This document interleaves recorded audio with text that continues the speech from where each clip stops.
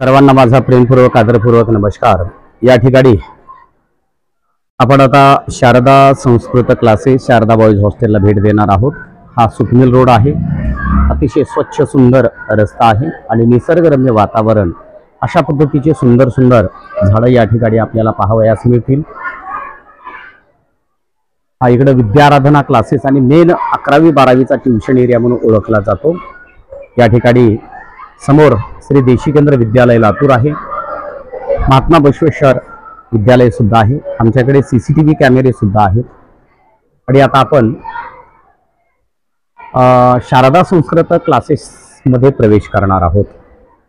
माझ्या सर्व विद्यार्थी बंधू भगिनींच्या सहकार्याने हे सुंदर अशी वास्तू निर्माण झालेली आहे।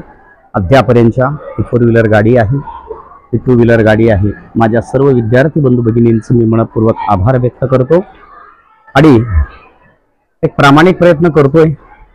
अद्यापर्यंत आमच्याकडे येणाऱ्या प्रत्येक विद्यार्थ्यांना म्हणजे संस्कृती विषयामध्ये आउट ऑफ मार्क्स मिळावेत यासाठी आपण प्रवेश केलेला आहे। आतमध्ये हे विद्यार्थ्यांना पाणी पिण्यासाठी शुद्ध आरओचं पाणी आहे।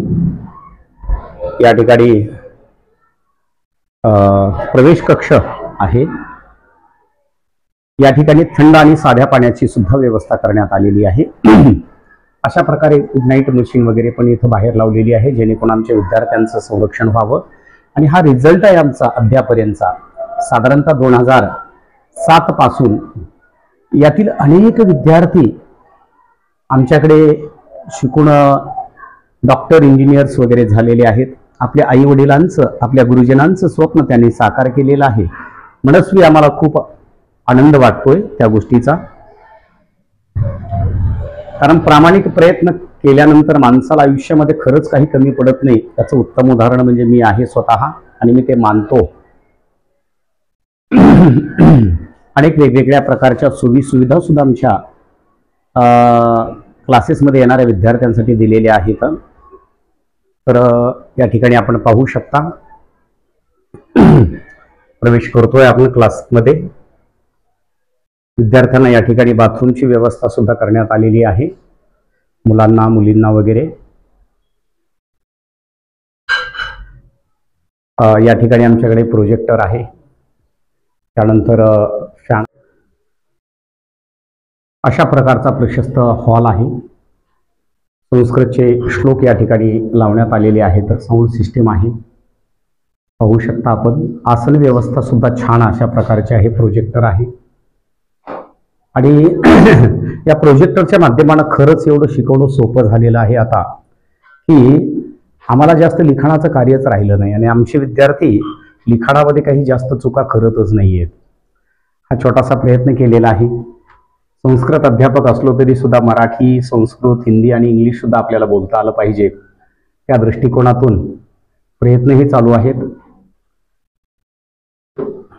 या ठिकाणी आमची ही ग्रंथसंपदा आहे।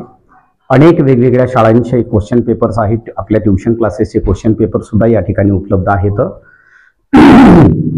आसन व्यवस्था आपण पाहू शकता, स्वच्छताही आहे बऱ्यापैकी। या ठिकाणी गुड नाईट मशीन 24 तास आमच्या क्लासमध्ये राहते। ह्या मॅटच्या खालच्या बाजूला सुंदरपैकी स्पंज वगैरे टाकलेला आहे। या ठिकाणी आपण पाहू शकता कूलर सुद्धा आहे आणि एक 2-4 दिवसामध्ये या ठिकाणी AC सुद्धा आपल्याला बसवून घ्यायची आहे, जेणेकरून विद्यार्थ्याला आणखी सुविधा देता येईल। कारण